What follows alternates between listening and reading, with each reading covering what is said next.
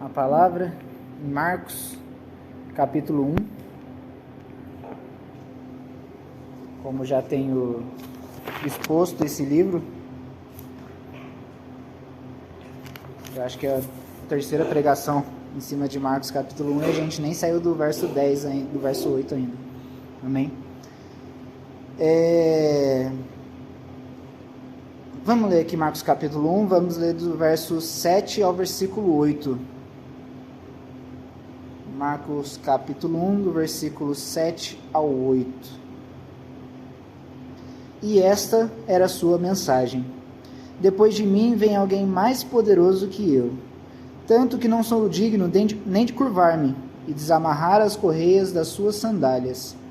Eu os batizo com água, mas ele os batizará com o Espírito Santo. Amém? Vamos orar mais uma vez? Pai, obrigado por mais um dia em Tua presença, por mais um culto que podemos fazer no nosso trabalho. É graças a Ti, ó Deus, que podemos estar aqui num país tranquilo, podendo Te adorar tranquilamente, Senhor. Sei que muitos dos nossos irmãos estão sofrendo nas mãos do inimigo, mas Tu, ó Deus, tem nos dado graça.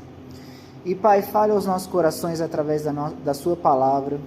Usa-me, ó Deus, para transmitir os mistérios descritos no Seu livro, ó Deus.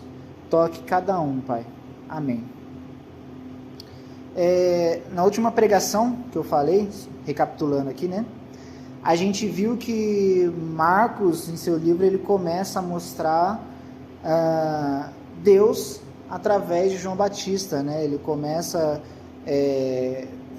Marcos ele nos mostra como Deus, através de João Batista, começa a preparar o caminho para a vinda de Jesus.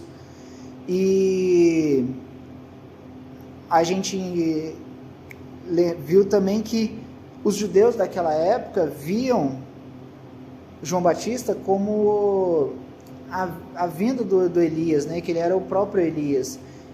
Na verdade, o espírito de Elias estava sobre João Batista, mas os judeus ainda criam que Elias tinha retornado. E ainda mais pela vestimenta de João Batista dava a entender isso, né? Até porque Malaquias, ele fala assim: vejam, eu enviarei a vocês o profeta Elias antes que venha o grande e temível dia do Senhor.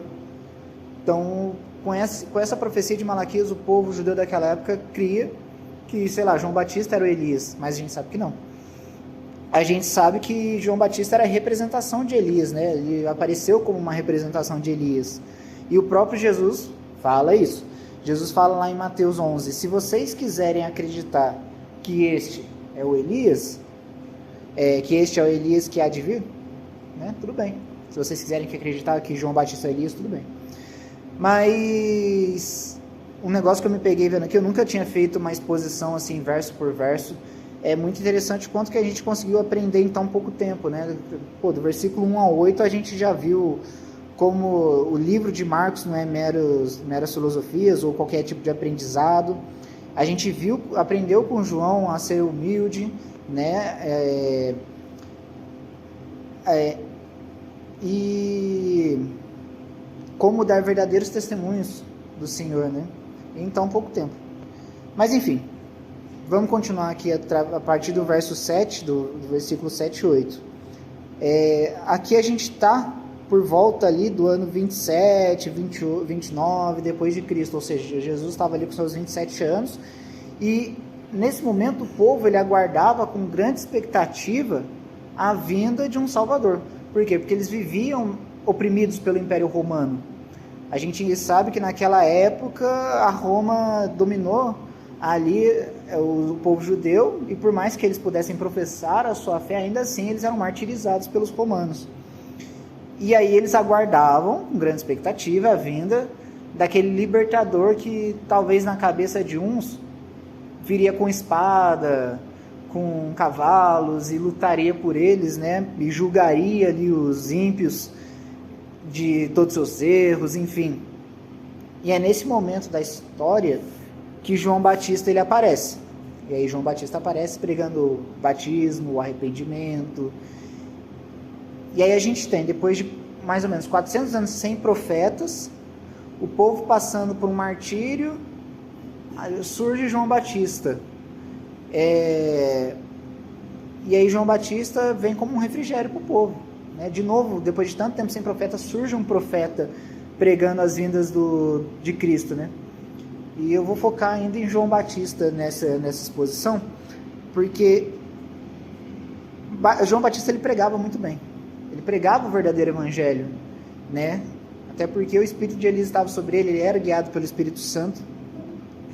Mas por mais que João Batista pregasse muito bem, ele ainda não era o Messias, né? Ele não podia pregar como o Messias, porque ele não era o Messias. E aí, qual que era a pregação de João Batista? Depois de mim, vem aquele que é mais poderoso que eu. É o que a gente acabou de ler aqui no versículo 7.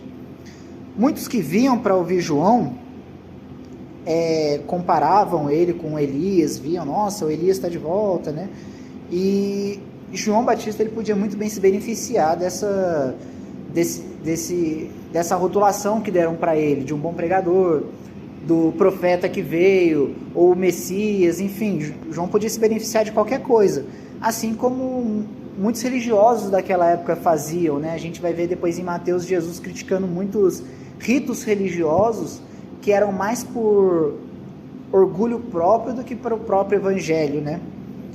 Só que João Batista, ele prega algo diferente do que talvez muitos pensavam. Ele se diminui para engrandecer alguém que nem tinha aparecido ainda, sabe? Jesus já era nascido, mas Jesus não tinha meio que aparecido ainda, não tinha sido o Messias que a gente vai ver mais para frente. E Jesus era alguém que o povo ainda não tinha ouvido falar, talvez naquela época. E aí João vinha pregando que viria alguém mais poderoso que ele. Ele tirava toda a glória dele e jogava para o próximo. Ele jogava, ó, eu venho pregando isso, mas virá aquele que é muito mais poderoso que eu.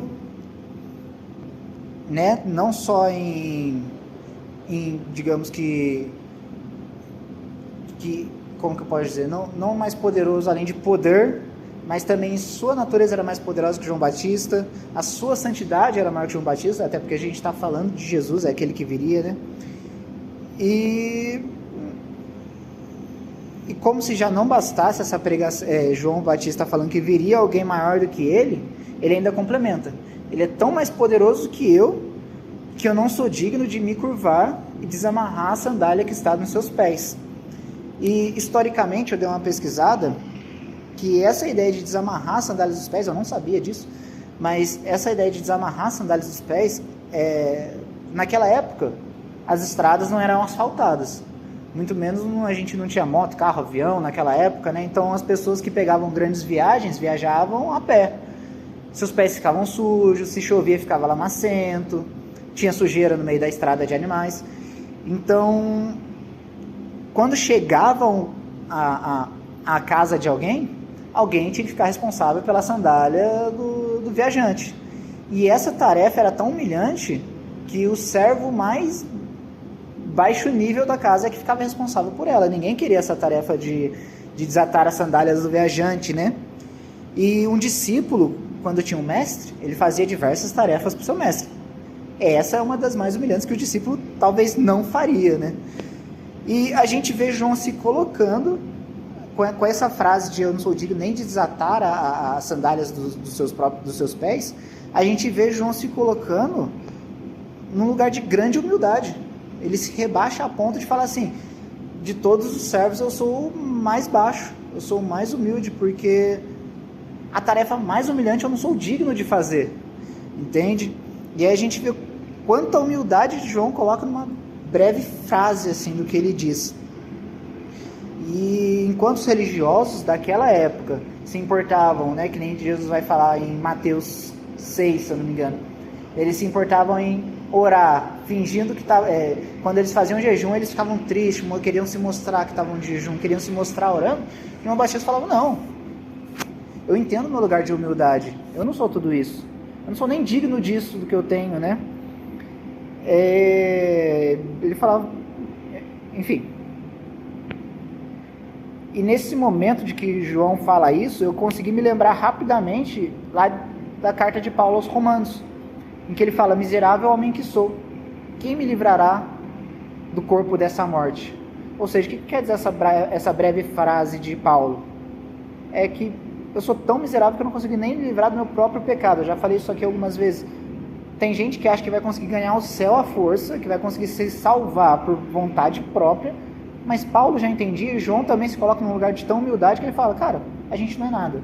Não consigo nem me livrar do meu próprio pecado, né? Quem dirá salvação, quem dirá qualquer outra coisa. E tudo que a gente faz é somente pela graça de Cristo. Então, o que João fala aqui, depois de mim virá aquele que é mais poderoso que eu, que não sou digno nem de desatar as sandálias dos seus pés, é necessário que ele cresça e eu diminua, né? E aí o texto continua, no verso 8. Eu os batizo com água, mas ele batizará com o Espírito Santo. É isso aí. Mateus, ele fala um pouco diferente no livro de Mateus. Está escrito, eu os batizo com água para arrependimento, mas depois de mim vem aquele que é mais poderoso que eu, que não sou digno de desatar as suas sandálias, e ele os batizará com o Espírito Santo e com fogo. Eu acho essa frase muito, muito impactante, né? Porque se a gente pegar o que João fala, que virá aquele que os batizará com o Espírito Santo e com fogo, aí a gente pensa, quem que é João na fila do pão, perto daquele que vai batizar o pessoal, perto daquele que traz o Espírito Santo? Quem que é João? E é claro que o fogo que traz nesse verso aqui não é um fogo daquele que veio, por exemplo, em Atos, mas sim um fogo de juízo, porque logo depois Mateus continua ali no Mateus 3,12, ele traz a pá na mão, limpará a sua eira, juntará o trigo no seu celeiro, mas queimará a palha com fogo que nunca se acaba. Então João prega aquele que vai vir, vai trazer o Espírito Santo e o fogo do juízo. Quem é João perto desse cara? Convenhamos. João, ele sabe se colocar no lugar dele, né? E aqui eu quero trazer um pequeno alerta. João vinha pregando, João sabia pregar, João batizou muitas pessoas, muitos se arrependeram, muitos se encontraram com Deus através de João, mas João sabia seu lugar no mundo. E aí eu pergunto, quem que é o nosso ídolo gospel perto daquele que traz o Espírito Santo e o fogo, né? O que eu quero dizer com isso? A gente tem que aprender com os nossos pastores? Sim. A gente tem que aprender com os músicos da igreja? Tem que adorar a Deus através dos músicos da igreja? Sim. Mas o problema é que a gente não pode deixar o nosso coração adorar e idolatrar os nossos pastores e músicos como se fossem Deus. Eles trazem, os pastores e músicos eu estou usando esses dois exemplos de caminhos cereais, mas dentre outros, eles são responsáveis por trazer assim, o Espírito Santo na terra, para não trazer o Espírito Santo na terra, mas enfim, ser usado como ferramentas do Espírito na terra. Muitos são encontrados por Deus através deles, sim, mas a gente não pode idolatrá-los, né? Imagina a gente vendo João Batista na nossa frente num momento de tanta dificuldade, e aí a gente idolatraria João Batista? Para nós João Batista seria o próprio Jesus? Claro que não. E hoje em dia é a mesma coisa, né? Aí tem gente que fala, eu não adoro o santo, porque eles têm olhos, mas não veem, têm ouvidos, mas não ouvem, boca, mas não fala, tem pés, mas não andam, então eu vou adorar o meu pastor, que tem boca e fala comigo, tem olho e me vê, tem ouvido e me ouve, tem pé e vem me buscar, porque eu sou ovelhinha do pastor. E dessas pessoas, para os ímpios que não creem em Deus, ou que têm uma visão conturbada de Deus, a única diferença é que só falta abandonar a fé e seguir no mundo, né? Então a gente tem que honrar o nosso ministério? Tem que honrar o ministério. Mas não é o pastor, não é a igreja que salva. A gente sabe que quem salva é Jesus. Infelizmente tem gente que traz a ideia errônea de que qualquer caminho leva a Jesus. Eu já ouvi gente falar que qualquer caminho leva a Deus. Mas não é. Jesus, ele deixa bem claro, eu sou o caminho, a verdade e a vida, ninguém vem ao Pai senão por mim. Tá? Então esse é um alerta que eu quis trazer sobre a ideia de que João Batista apareceu, muitos foram transformados por ele, mas ele não era o próprio Messias. E a questão do batismo, né? João vinha trazendo batismo com arrependimento, eu vos batizo com água, né? A parte de João. A gente tem que entender que o batismo é um sinal externo daquilo que já aconteceu com a gente. se a gente chegou a ponto de se batizar, é porque antes Deus já veio transformando, já veio nos transformando, né? Ninguém, por vontade própria, se batiza assim e pronto. Até porque talvez a pessoa nem conheça o batismo. Mas se a gente se batiza, é porque Deus já vem transformando a gente por dentro, né? E o ponto é que a água do batismo, ela representa a aliança, o arrependimento, mas não é ela que salva. Até porque quantas vezes a gente não viu pessoas que se batizaram abandonarem a igreja. Eu tenho um exemplo claro de uma vizinha minha que ela se batizou, foi incrível, no outro dia ela estava parecendo mais mundana que um outro mundano que eu conhecia. Então não é o batismo que vai te fazer mudança, né, que vai virar a chave na sua cabeça, isso vem constante, não é ele que vai te salvar. Então João até podia pregar o arrependimento, podia batizar, mas quem salva é o Espírito, quem convence é o Espírito.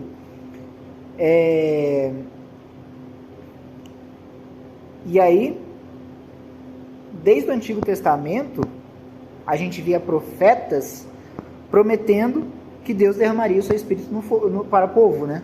Por exemplo, eu peguei um verso aqui de Joel 2, 28 e 29. Depois disso, derramarei meu Espírito sobre todas as pessoas, os seus filhos e filhas profetizarão, os velhos terão sonhos, os jovens terão visões, até sobre os servos e servas derramarei meu Espírito. Mas veja bem, nós tivemos muitos profetas do Antigo Testamento, uma pausa, por volta de 400 anos, aparece João Batista. E João Batista, pode-se assim dizer, teve o privilégio de ser o profeta que apontaria direto para o Cristo, né? Porque depois João Batista veio de fato Jesus Cristo. E João Batista já veio pregando praticamente, Jesus está aí, é ele que vai realizar suas promessas, olha o cara aqui chegando. Graças a Deus, João Batista teve esse privilégio de apontar direto para Jesus. Mas enfim, agora as aplicações. Primeiro, Jesus ainda é o nosso Salvador e Libertador. Como eu disse, na época de João Batista, o povo era oprimido pelos romanos e grande parte era martirizada. Podia até ter um outro judeu que se dava bem com o Império Romano, mas a gente sabe que esse que se dava bem, eles não eram verdadeiramente povo de Deus, né? A gente via quanta corrupção tinha perto dessas pessoas. E Jesus, ele diz o seguinte, ele deixa bem claro lá em Mateus também: bem-aventurado vocês que quando oprimidos, bem-aventurado vocês que quando por minha causa os insultarem, os perseguirem e mentindo disserem todo tipo de mal contra vocês. Esse texto de Mateus reflete muito bem os dias de hoje, porque a gente aqui no Brasil pode não sentir uma opressão tão grande do inimigo como em lugares remotos, né? Em outros países aí por fora, onde os cristãos são realmente perseguidos e mortos por serem cristãos. Mas trazendo para o nosso âmbito, é só a gente observar que a gente cristão é taxado de ignorante, que a gente não reconhece, que a gente não chegou ainda no século 21. A gente é taxado de ser pessoal fora de moda. Porque há quem diga hoje em dia no mundo que a moda é a liberdade sexual. E vai a gente se prontificar, né, bater o pé contra isso e citar 1 Coríntios 7, 3, 4, que diz o quê? Mulher, seu corpo é do seu marido, e marido, seu corpo é da sua mulher. Então vocês não têm autoridade sobre si, mas um pertence ao outro. E aí vai falar isso no mundo lá fora, o tanto de taxação que vai rolar em cima de nós cristãos, né? E a gente pode ver muitos cristãos sofrendo hostilidade, perseguição apenas por serem cristãos. Mas Jesus já disse isso pra gente. Bem-aventurado vocês que quando forem perseguidos, etc., fizerem isso por minha causa. E nada mudou desde aquela época. Se a gente trouxer para cá, é a mesma coisa. Então, Salvador mudou?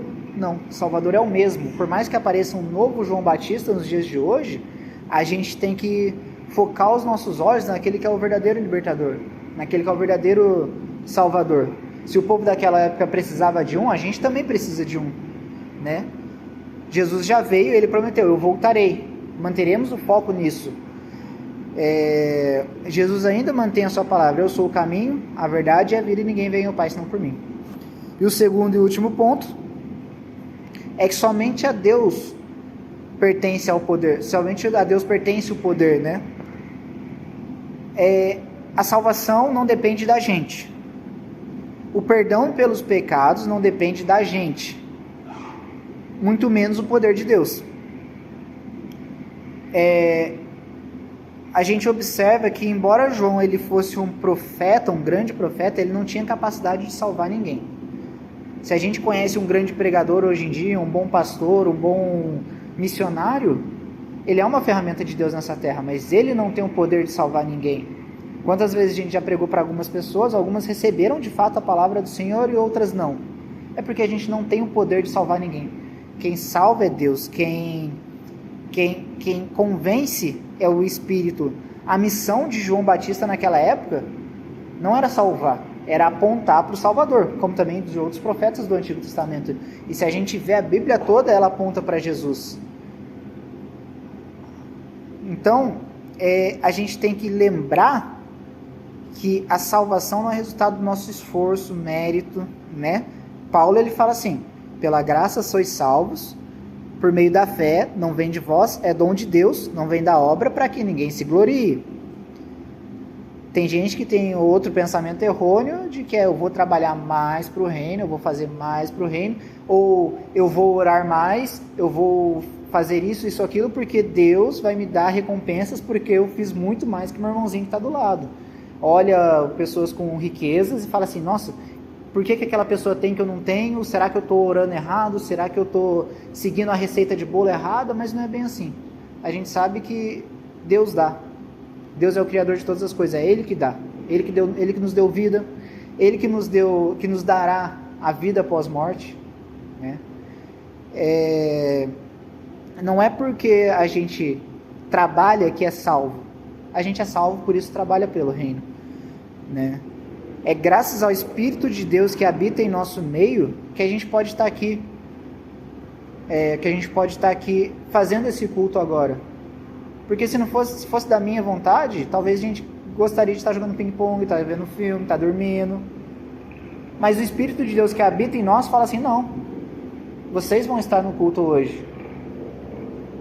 Eu confesso que o Derek mundano não tinha nenhuma vontade de orar, não tinha nenhuma vontade de estar numa igreja. Mas hoje, mudado pelo Espírito, eu vejo uma necessidade de estar na igreja. Eu vejo a necessidade de estar orando, eu vejo a necessidade de estar lendo a palavra do Senhor. Então não é por mais obras ou por mais dedicação, vontade própria, que a gente consegue mais do reino, até porque nossa carne não quer isso. Mas é sim por quanto mais Deus nos dá, por quanto mais Ele nos capacita, que a gente consegue chegar mais longe. Amém? Então o ponto final nós não somos salvos porque fazemos a vontade do Senhor, nós fazemos a vontade do Senhor porque a gente é salvo. Amém? E que Deus abençoe a sua palavra.